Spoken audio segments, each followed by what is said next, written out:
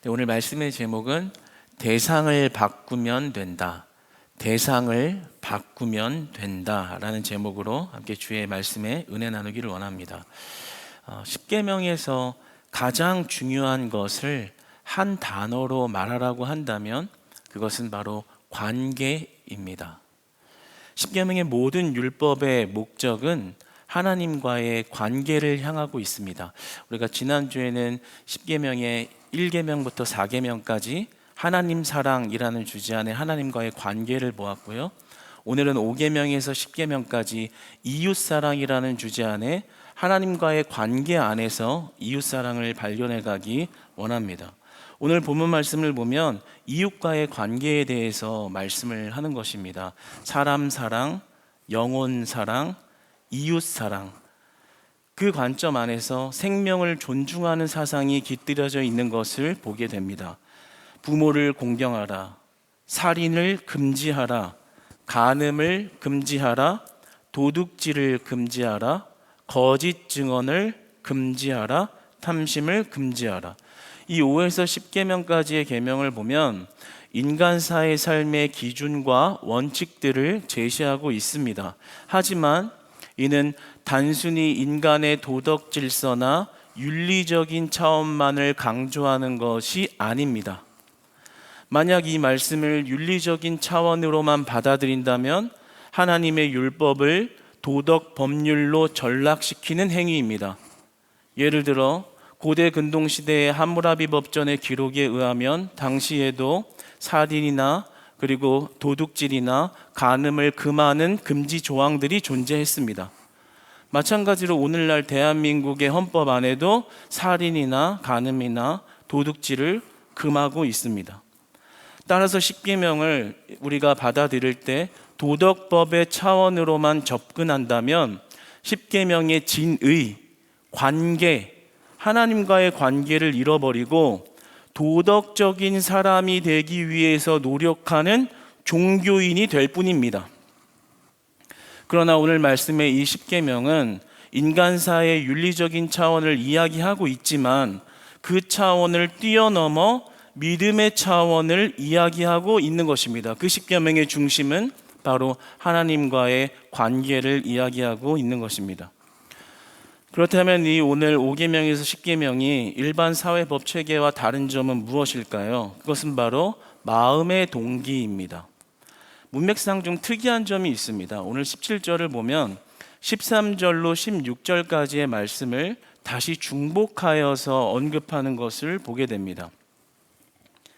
굳이 말씀하셨던 내용인데 다시 반복해서 되풀이하며 17절에서 말씀을 하십니다. 이것은 의도적인 배치입니다. 이웃을 해야 하는 이러한 행위, 율법을 파괴하는 이 행위의 시작이 바로 마음의 동기에 있다라고 이야기를 합니다. 바로 너희들의 탐심에 있다. 탐심으로 하나님과의 관계를 이야기하고 있는 것입니다. 그것이 세상에서 윤리를 이야기하는 법전들과의 다른 점인 거죠. 마음의 출발에서 무언가 잘못됐다라고, 그것이 잘못됐고 그것이 없어야 한다라고 이야기하는 것입니다. 바로 탐심입니다. 오늘 17절에 그렇게 말씀하죠. 탐하지 말라, 탐하지 말라. 바로 하나님 사랑과 이웃 사랑의 율법을 파괴시키는 것이 우리 내면에 존재하는 탐심으로부터 출발한다고 말씀하고 있습니다. 고로 탐심은 근원적인 죄의 문제라고 이야기하시는 겁니다. 우리가 세상에서 탐심, 욕심하면 욕심이 조금 많아야지 잘 살 수 있다라고 이야기하기도 하고 욕심을 조금 가져야 된다라고 이야기도 하는데 그런 정도의 차원의 욕심이나 탐심을 이야기하는 것이 아닙니다. 오늘 본문은 탐심이라는 것은 우리 만죄의 근원적인 죄가 된다라고 하나님께서 꼬집어 말씀하여 주고 계십니다. 그러면서 우리의 마음의 동기의 탐심이 사라져야 한다라고 이야기합니다. 왜 그렇게 인간의 탐심이 문제가 되는 것일까요? 이 탐심이 인류의 어디서부터 시작되었는지를 한번 보기를 원합니다. 인류의 죄가 들어오게 된 그 경유가 바로 탐심으로부터 들어온 것입니다. 창세기 3장 6절의 말씀을 같이 한번 보도록 하겠습니다. 시작. 여자가 그 나무를 본즉 먹음직도 하고 보암직도 하고 지혜롭게 할 만큼 탐스럽기도 한 나무인지라. 여자가 그 열매를 따먹고 자기와 함께 있는 남편에게도 주매 그도 먹은지라. 하나님께서 선악과를 먹는다면 너희는 반드시 죽을 것이다 라고 말씀하셨습니다. 그런데 그 말씀을 그들이 사람이 어겼죠. 근데 어떻게 어기게 됐나라는 그 경위를 살펴보면 그 나무를 보았는데 먹음직도 했고 보암직도 했고 지혜로워 보이기도 한 만큼 탐스러웠다. 탐심이 있었다라는 거예요. 너무 아름다워 보이고 가지고 싶을 만큼 탐심이 안에 존재했다라는 거죠. 여기서 탐하다라는 이 말은 히브리어로 하마드라는 말인데요, 오늘 본문의 탐심과 동의어입니다. 그러니까 이 탐심이라는 것은 인류의 죄가 처음 들어오게 된 근원적인 죄였다라는 거죠. 이 탐심의 문제가 뭔가요? 바로 하나님이 하지 말라고 하는 것을 어길 만큼 하나님 아닌 다른 것을 욕망하고 갈망하는 그 마음에 있습니다. 다시 말하면 하나님보다 그것을 더 사랑했다라는 거예요. 하나님의 말씀보다 그게 더 좋아 보였다라는 거예요. 하나님의 말씀을 어길 만큼 그것이 너무나도 귀해 보이고 아름다워 보이고 갖고 싶었다라는 거예요. 다시 말해서 하나님으로 만족하지 못했다라는 이야기입니다. 하나님으로 만족이 안 됐다라는 이야기예요. 우리에게 탐심이 들어오게 되면 하나님의 말씀을 어기게 됩니다. 하나님의 말씀을 어긴다는 것은 그 율법을 어기는 것이 곧 관계 단절을 의미하는 것입니다. 그래서 성경은 탐심이 죄를 낳고 죄가 사망을 낳는다라고 우리에게 경고하고 있는 것입니다. 이것은 실제 우리의 신앙의 삶에도 너무나도 깊숙이 실제적으로 들어와 있는 문제이기도 합니다. 교회 안에서 정말 변하지 않는 한 가지 패턴이 있습니다. 그것은 무엇이냐면 뭐 청년이나 장년이나 할 거 상관없이 돈이 좀 없고 이렇게 뭔가 직장이나 어떤 자리가 안 잡혔을 때 가난한 심령의 상태가 되어 있잖아요. 그러다 보니까 참 예배 생활을 열심히 합니다. 막 죽고 살기로 예배에 나오고 기도를 열심히 하고 무슨 모임만 있으면 나오고 봉사도 열심히 하고 시간을 드립니다. 얼마나 믿음이 좋은지 몰라요. 그런데 그러다가 자리가 잡히고 돈을 좀 벌게 되고 하다 보면 어떤 현상이 일어나요? 돈 맛을 알아가지고 돈 벌기 재밌어하고 돈 쓰는 거 재밌어하고 세상 문화에 도취되어져 가지고 거기에 흠뻑 빠져들어가는, 다 그런 건 아니지만 그런 경우들이 꼭 패턴이 있어요. 그러면 그것으로 끝나는 것이 아니라 거기서부터 이제 하나님과의 관계가 소원해지기 시작하죠.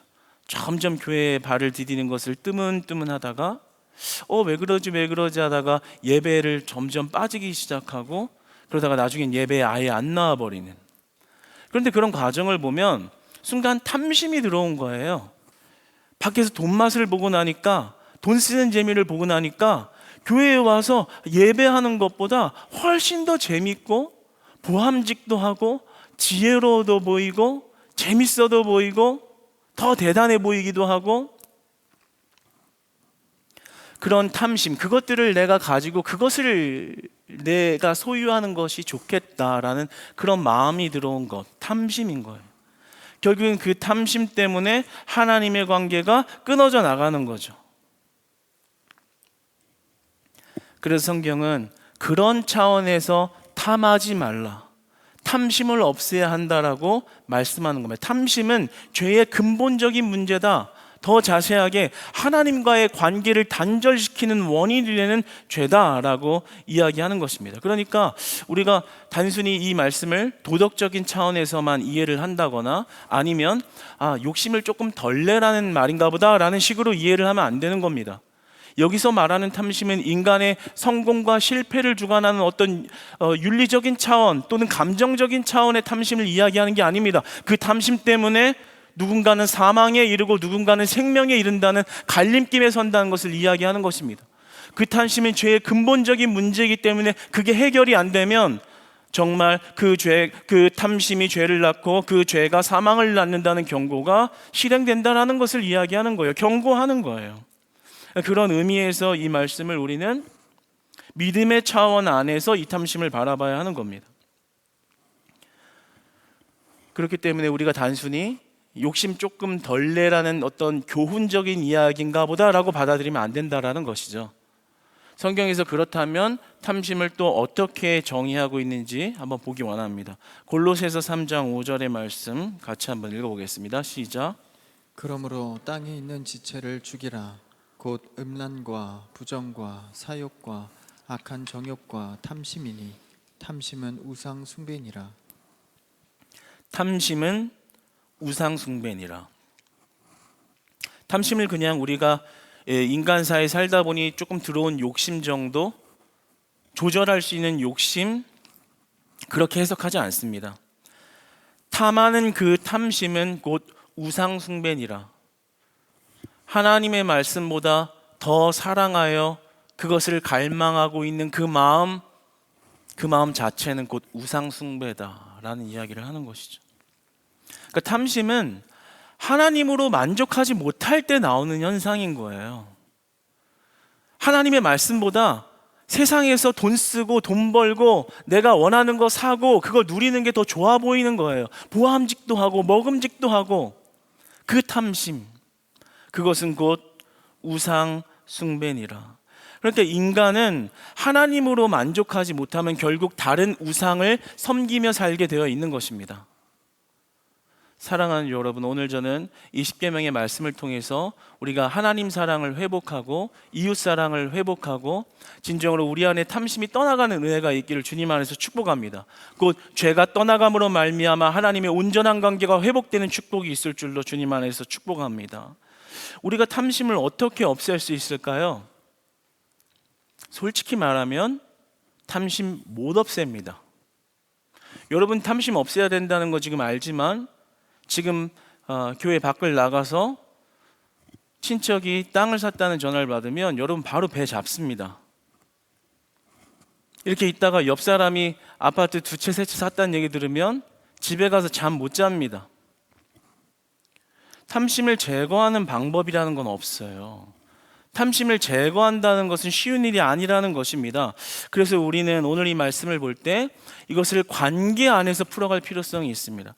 이 마태복음 5장 17절의 말씀을 보면서 우리가 이 탐심을 없앨 수 있는 방법의 말씀의 그 해결책을 찾기 원합니다. 우리 한번 한 목소리 읽어보겠습니다. 시작. 내가 율법이나 선지자를 폐하러 온 줄로 생각하지 말라. 폐하러 온 것이 아니요 완전하게 하려 함이라. 여기서 말하는 율법은 구약의 십계명을 포함합니다. 그 율법을 폐하러 온 줄 생각하지 말라. 폐하러 온 것이 아니요 완전하게 하려 함이라. 이게 무슨 말이냐면요, 결국에는 십계명을 하지 말라는 그 계명을 내 의지로 실천할 수 있는 게 아니라는 거예요. 내 의지력에 십계명이 달려 있는 게 아니라 하나님과의 관계에 달려 있다는 이야기를 하는 겁니다. 하나님과의 관계 회복에 십계명을 이루는 방법이 달려 있다라고 이야기하는 거예요. 오늘 그 탐심이라고 나온 아까 소개한 그 히브리어 단어는 하마드라는 말이고 그 말의 속뜻으로는 갈망하다, 열망하다라는 말이 있습니다. 그러니까 우리가 제가 오늘 제목을 뭐라고 했죠? 대상을 바꾸면 된다. 탐심을 제거하려고 하지 말고요, 탐심의 대상을 바꿔야 하는 것입니다. 탐심의 뜻이 뭐가 있다고요? 갈망하다, 열망하다.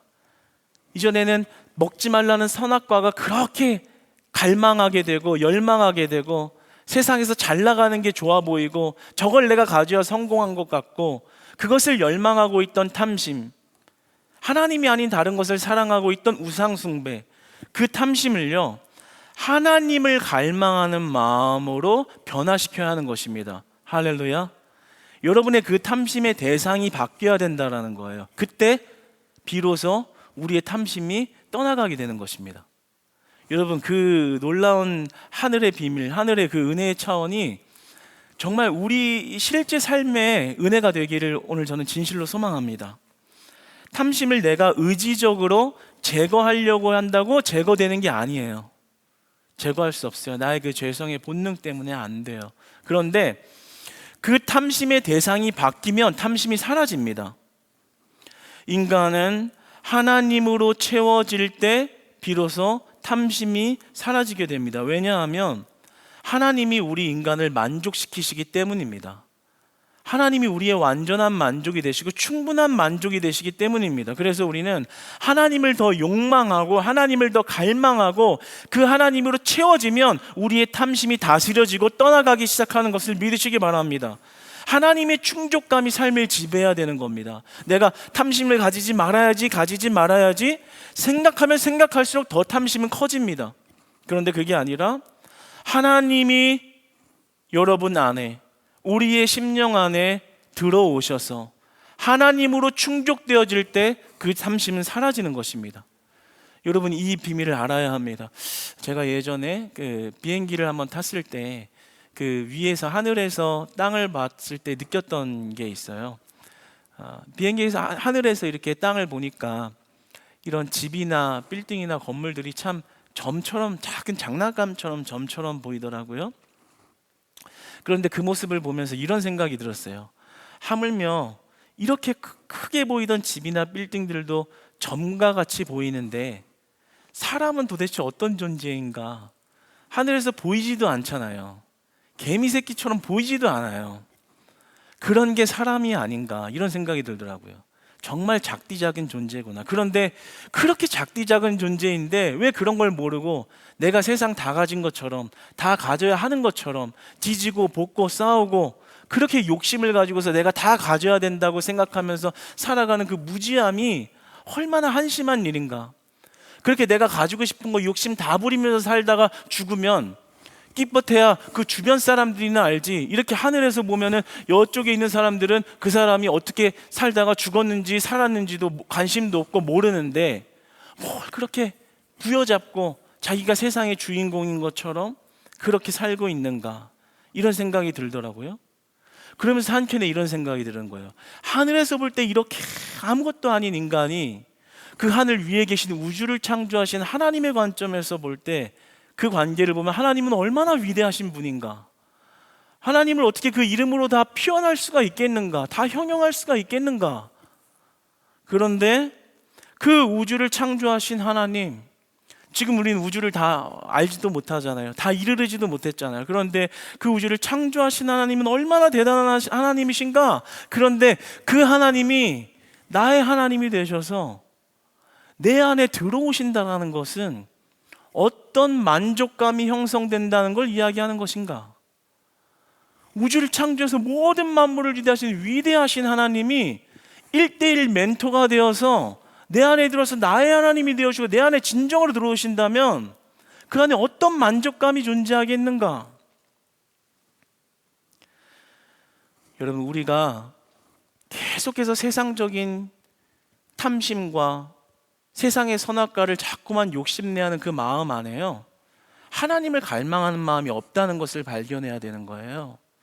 하나님으로 내가 만족한 삶이 이루어지고 있지 않다는 걸 발견해야 되는 거예요.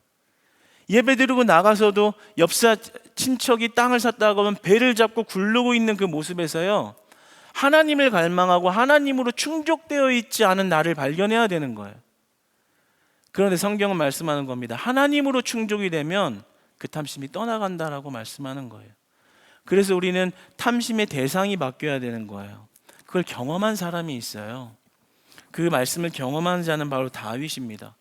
우리가 잘 아는 시편 23편 1편 말씀 한번 읽어볼까요? 시작.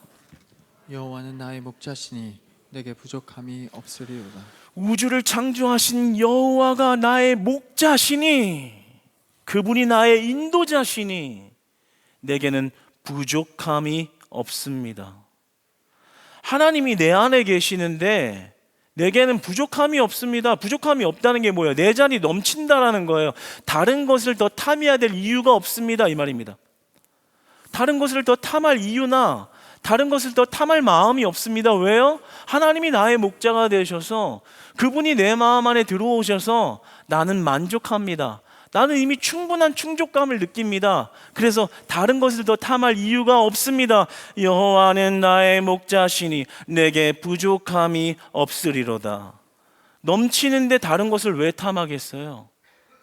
넘쳐서 더 이상 채워야 될 필요를 못 느끼는데 뭘 더 바라겠냐는 말이에요. 탐심이 사라지는 것이죠. 하나님으로 충족될 때, 하나님이 들어오셔서 만족감이 형성될 때, 그때서 비로소 탐심이 사라지는 것입니다. 그래서 저는 사랑하는 여러분, 우리 크리스찬 교회 공동체가 하나님만으로 만족하는 삶을 훈련하시기를 축복합니다. 하나님 한 분으로 만족하는 삶을 훈련해야 돼요. 안 그러면요, 우리의 탐심은 계속 올라와요. 속 뒤집어지는 일 계속 나와요. 옆 사람 막 해하려고 그래요. 그런데 하나님으로 만족하기 시작하면 그때서부터 다윗과 같은 고백이 나올 줄 믿습니다.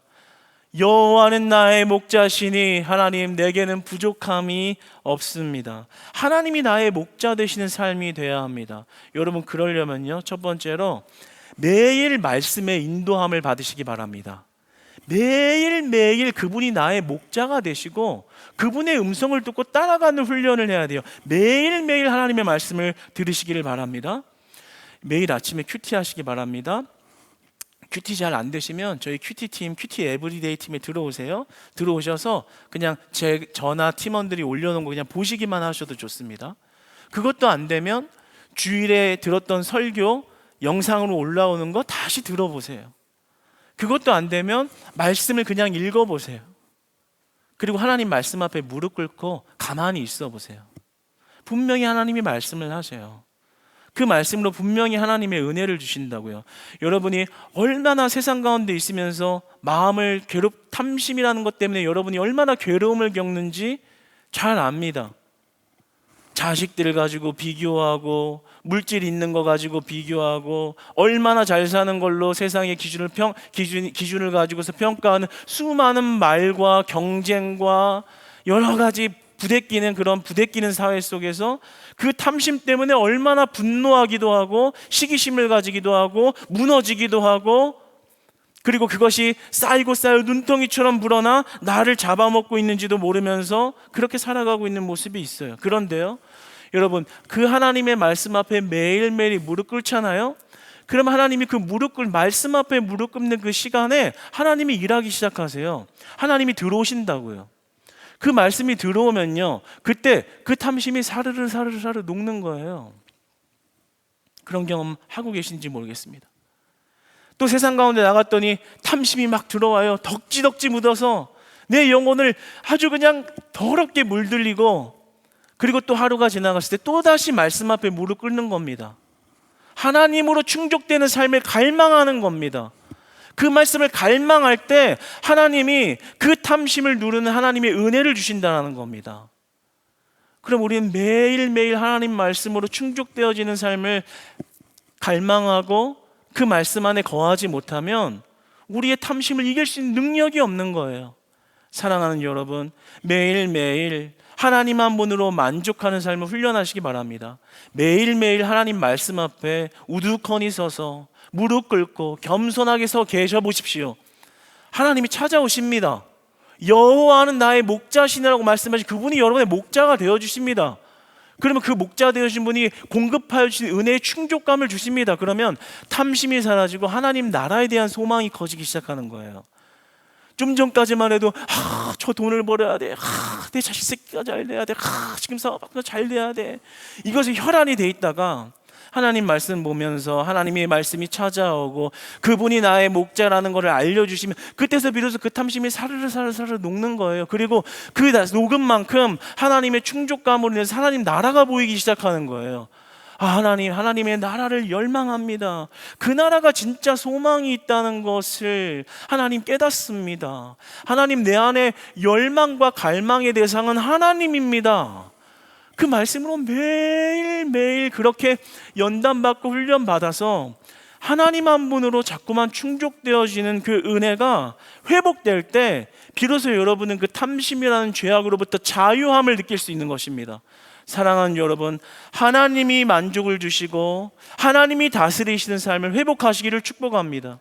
여러분의 마음을 괴롭히는 모든 탐심이 떠나가고 하나님의 말씀이 여러분의 마음을 넉넉하게 하시는 은혜가 있기를 소망합니다. 매일매일 말씀 앞에 서십시오.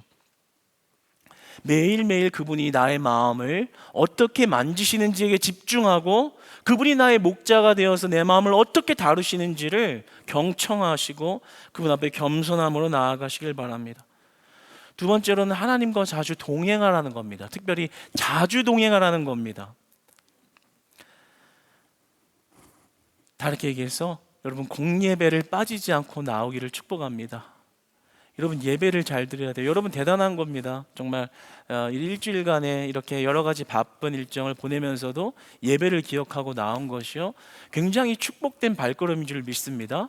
아니요, 가장 축복된 발걸음인 줄로 확신합니다. 공예배를 빠지지 않고 나와야 돼요. 하나님과 자주 동행해야 됩니다. 자꾸만 세상 가운데 나가 있잖아요. 자꾸만 선악과를 따먹고 싶다니까요. 저 선악과 가지고 와야지 내 눈이 밝아질 것 같다니까요. 그런데 자꾸만 우리가 예배의 자리로 나아가는 거예요. 그러면 그 예배를 드리는 장소에 만날 수 있는 하나님의 임재, 그리고 그 임재를 누리게 하시는 하나님의 능력, 거기서부터 하나님의 인도함을 받는 겁니다. 그렇게 하나님과 동행할 때 내 영혼을 적시시는 하나님의 은혜, 만족감. 오늘도 하루 살면서 세상에 치이고 저 세상을 내가 가져야지 내가 성공할 것 같은 그런 부담감 속에서 살아왔는데, 그게 아니라 하나님이 만족함이시구나, 하나님이 내 안에 들어오시면 그것이 아무것도 아닌 게 되는구나. 마치 하늘에서 볼 때 점과 같은 것을 가지고서 왜 그렇게 내가 아둥바둥하면서 살았나. 우주에 계신 하나님이, 우주 위에 계신 하나님이 나의 하나님이신데, 할렐루야. 그 하나님이 자꾸만 여러분의 삶을 만족시켜야 되는 거예요. 그런데 놀랍게도 예배를 드리면 하나님과 가까이 자주 동행하게 되는 것입니다. 수요 예배를 드리고 금요 예배를 드리고 주일에도 1부 예배도 드리고 2부 예배도 드리고 3부 예배도 드리고 저녁 예배도 드리고 계속 하나님하고 동행하는 거예요. 하나님, 오늘도 이렇게 예배하러 나왔는데요, 그냥 왔다 그냥 가지 말게 하시고 오늘 내 안에 하나님으로 만족하게 하여 주세요. 하나님 나의 목자가 되어 주세요. 나에게 부족한 것이 너무나 많은데요, 하나님이 들어오시면 내게 부족함이 없을 줄 믿습니다. 내가 하나님으로 만족하기 원합니다. 하나님 나의 목자가 되어 주셔서 나의 부족함을 다 지우시고 하나님 한 분으로 나를 충만하게 하여 주시옵소서. 그러면 그 공급함으로요 세상을 이길 줄 믿습니다. 그 십자가를 질 수 있는 능력이 우리 안에 주어지는 거예요. 따라서 세상을 능히 이기신 하나님의 능력으로 살아가게 되는 겁니다. 하나님과 자주 동행하십시오. 어떻게 하면 예배드릴까 살피시고 예배 자리에 발걸음을 옮기셔서 세상의 선악과를 향하는 그 눈을 하나님을 탐하는, 하나님을 욕망하는, 하나님을 열망하는 자리로 나아오시는 저와 여러분 되시기를 주님 안에서 축복합니다.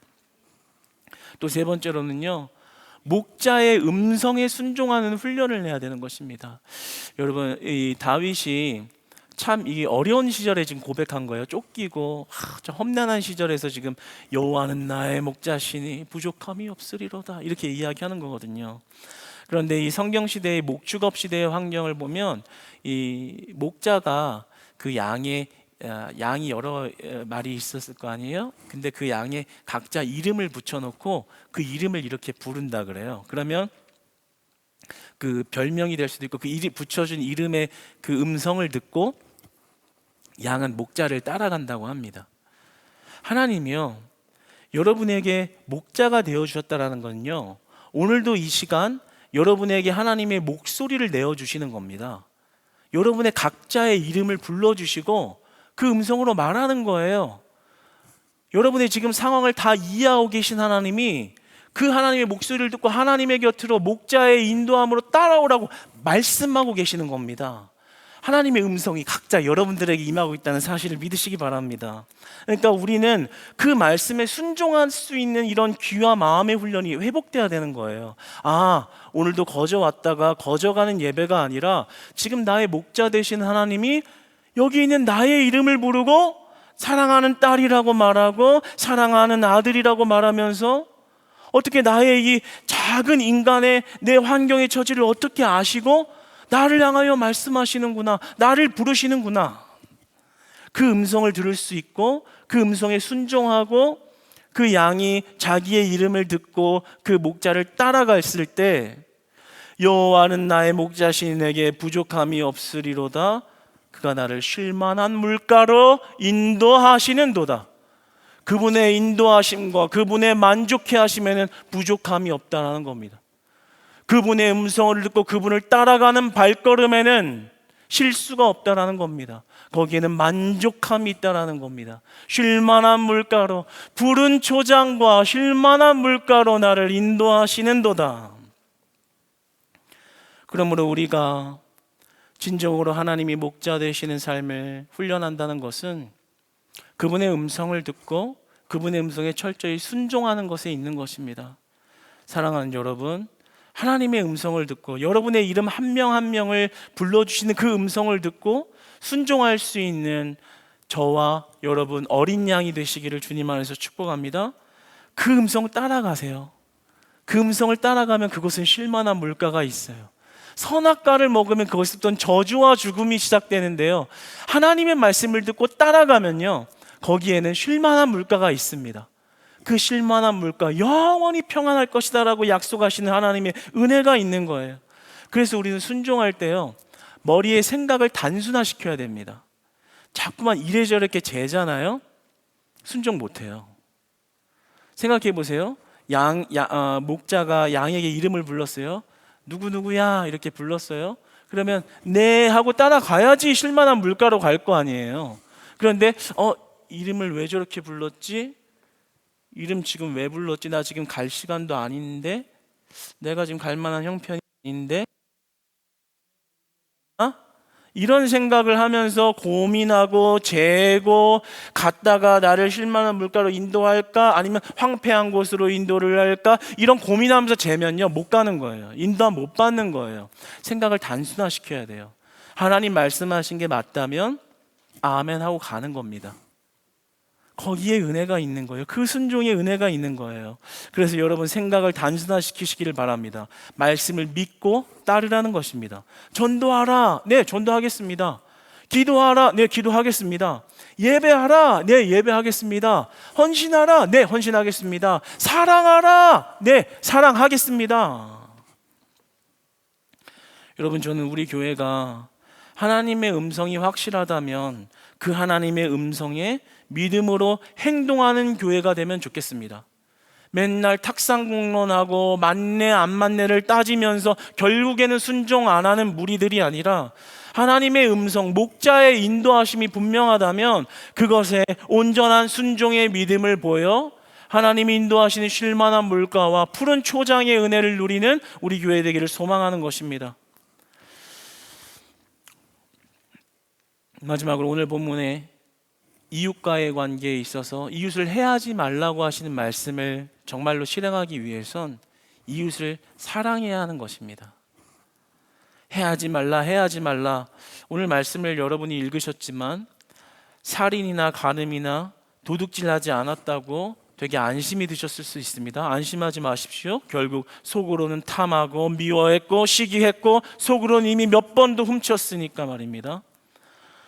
그러나 이런 모든 문제는 이웃을 사랑할 때 해결됩니다. 해하지 말아야지, 해하지 말아야지, 해하지 말긴 뭘 안 해요. 속으로 다 해놓고. 그런데 이웃을 사랑하면 그때 그 문제가 해결됩니다. 그래서 이 5계명에서 10계명까지는 이웃 사랑에 관한 걸 이야기하는 것입니다. 이웃 사랑을 이야기하는 거예요. 한번 여러분이 가장 사랑하는 사람 한 사람만 떠올려 보십시오. 내가 정말 사랑하는 사람 한 사람 머릿속에 떠올려 보십시오.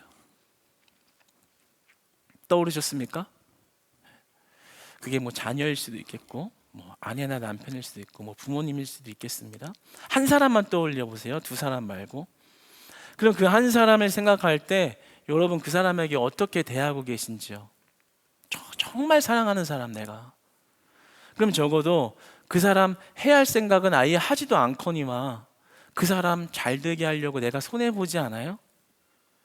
내 자식 자고 있는데 이렇게 이불 걷어차고 자고 있으면 가서 이불 덮어주고 불 꺼주고 온도 맞춰주고, 아이고 더운 것 같으면 켜놓고 선풍기도 좀 틀어주고, 그리고 옛날에 어른들이 그런 말인데 이게 과학적으로 맞는 건지 모르겠지만 선풍기 틀고 자면은 이게 이렇게 될 수 있다 그래가지고 이제 타이머 맞춰놓고 다 일어나서 이게 선풍기가 돌아가나 안 돌아가나 확인도 하고, 그러지 않으세요? 해야지 말라, 해야지 말라, 해야지 말아야지가 아니라요, 사랑하면 해하지 않는 거예요. 사랑하면 잘해주는 거예요. 사랑하면 해결되는 거예요. 그러니까 이 십계명을 행할 수 있는 방법은 내가 살인을 안 했다고 해서 해결되는 게 아니라, 마음속으로 살인하면 벌써 살인한 건데요. 그게 아니라 사랑을 회복해야 되는 거예요. 하나님 관계 안에서 말이죠. 하나님이 주신 나의 사랑의 충족감으로 그 이웃을 사랑할 수 있는 능력, 하나님이 주신 만족감 때문에 내가 더 이상 세상의 평가에 눌려있지 아니하고 그 자유함으로부터 오는 넉넉함으로 내 옆 사람에게 나눠줄 수 있는 사랑. 마치 내가 진짜 사랑한 한 사람에게 내 사랑을 쏟아낼 수 있는 것처럼 우리 교회 공동체가 첫 번째 가져야 하는 것은 바로 이 이웃 사랑이 우리 안에 흐르기 원하는 것입니다. 사랑하는 여러분, 우리 옆 사람들을 사랑하기를 축복합니다. 소리가 작아요. 옆 사람들 사랑하시기를 축복합니다. 우리 가까운 계신 분들 한번 쳐다보면서 사랑합니다, 사랑합니다 한번 합시다. 할렐루야. 우리 손도 잡으셔도 좋습니다. 사랑합니다, 사랑합니다. 십계명의 교훈은 이거예요. 사랑하라. 성도를 사랑하라. 목원을 사랑하라. 정말 사랑한다면 그 사람의 유익을 위해서 희생하라. 그 사람의 유익을 위해서 희생하는 것이 아깝지 않아야 한다. 하나님의 충족감이 크니까. 그런 거예요. 교회와 성도를 사랑하면 정말 사랑하고자 하는 그게 보이기 시작하는 거예요. 교회 올 때도 오늘 내가 주차를 이 주일 예배 같은 때 이렇게 주차를 여기다가 하면은, 주차장에다 하면 새 가족들이 왔다가 화가 나서 가겠지. 그러면 내가 조금 멀리 대고 그냥 좀 수고스러워도 걸어와야지. 사랑인 거예요. 사랑인 거예요. 그 보이는 거예요. 사랑하니까, 영혼들을 사랑하니까 하나님의 사랑이 임하면 그런 게 보이는 거예요. 그리고 막 광고라도 한 마디 나가면 그게 막 마음의 부담으로 느껴지고 그렇게 하고. 그런데 뭐 그런 하여튼 여러분들, 제가 비난은 하지 않겠습니다. 뭐 바쁘셔서 그렇게 할 테니까 이해하죠. 주차 공간이 넓어져야 돼. 나중에 부흥돼서 진짜 이렇게 주차장이 막 세워지고 막 크게 되는 그런 은혜가 있기를 또 소망해 봅니다. 교회에 이렇게 쓰레기가 있으면 이거 보다가 누가 가면 불편하겠지? 줍는 거예요. 사랑이 흐를 때 가능한 거예요. 도덕적인 차원으로 하는 게 아니라. 전기가 켜져 있네? 아이고, 이게 전기세가 나가면 교회는 낭비가 되고 그것이 손해가 되겠네? 내가 가서 꺼야지. 마음 먹고 보면요, 정말 사랑을 하고 행하는 게 너무 많이 보일 거예요. 내가 어떻게 하면 내 사랑하는 옆에 있는 성도님과 우리 귀한 새신자들과 위해서 내가 뭘 이렇게 섬길 수 있을까? 내가 사랑하는 진짜 사람 위해서는 선물도 사주려고 하고, 잘 보이려고 하고, 뭐라도 해주고 싶고, 못 해줘서 미안하고, 그런 마음이 우리 교회 안에 흐르기를 원하는 것이죠. 겨울에 눈 올 때요, 저희 마당에 눈 쌓이거든요. 그럼 이제 불편하니까 쓸어야 돼요. 기억하시고 내년에는 올해 말에는 눈 오면 이렇게 교회 같이 오세요. 그러면 우리 치현 목사님 고생하고 계신데 가서 같이 해야지. 눈을 쓸다 보면 이렇게 교회 마당이 있어요. 그럼 마당을 쓸면 되지만 마당 옆에 있는 인도들이 있단 말이에요. 저기 사거리 앞에도 있고 여기 버스 정류장 앞에도 있고. 우리 구역은 아니잖아요. 근데 하다 보면 이런 생각이 드는 거예요. 여기 사람들이 지나다니는데, 교회 근처를 지나다니는데 넘어지기라도 하면, 그리고 이렇게 봤을 때 교회는 깨끗한데 여기 바로 앞이라고 이렇게 쌓여 있으면 그것도 참 보기에 마음도 불편하지 않을까, 넘어지진 않을까. 기왕 쓰는 거 좀 더 쓸지. 다 쓰는 거예요. 쫙 사거리 요 앞에까지 해가지고 요 앞에 정류장 기다리는 데까지. 동상 걸려 진짜 죽을 뻔했어요. 진짜 막 머리에 열 나고. 나만 쓰러워해. 그런 마음이 어디서 찾아오느냐? 거기 지나다니는 사람들, 영혼들, 사람들을 생각하는 마음, 그런 마음에서 우러나오는 거예요. 그냥 대충 쓰고 들어가고 싶죠. 그런 게 아니라 그 사랑이 흐르면 저 사람들이 다치지 않겠지? 그리고 우리 가다가 여기까지 쓰는 걸 보면서 누구 하나는 감동하겠지? 와, 교회에서 참 역시 그렇구나. 여러분, 우리 교회가 앞으로 어떤 미래 교회가 돼야 될까? 이웃을 사랑하는 교회 되기를 축복합니다. 이웃을 사랑하는 교회, 다른 사람의 유익을 위해서 희생할 줄 아는 교회, 지금 여기서 말씀으로 잘 양육받고 훈련되어져서 우리 교회의 미래의 건강한 모습은 진짜 복음을 위해서 옥합을 깨는 교회, 가진 옥합을 깰 수 있는 교회, 이웃의 영혼을 살리기 위해서 그 선교와 복음 전파를 위해서라면 정말 아낌없이 헌신할 수 있는 교회, 그 가치를 알고 있는 교회, 그 사랑이 흐르는 교회, 이웃을 사랑하면 십계명을 지키는 교회가 되는 것입니다. 사랑하는 여러분, 우리의 죄의 근원의 탐심은 우상 숭배입니다. 우리의 탐심을 하나님을 향한 욕망으로 변화시킬 때 우리의 탐심은 사그러집니다. 그리고 하나님 한 분으로 만족하기 시작할 때 우리는 그 관계 안에서 진짜 감사와 기쁨으로 주의 율법을 따르는 은혜의 삶을 살기 시작합니다. 하나님과 가까이 하여 하나님 사랑, 이웃 사랑을 실행하는 우리 교회 공동체 여러분이 다 되시기를 주님 안에서 축복합니다.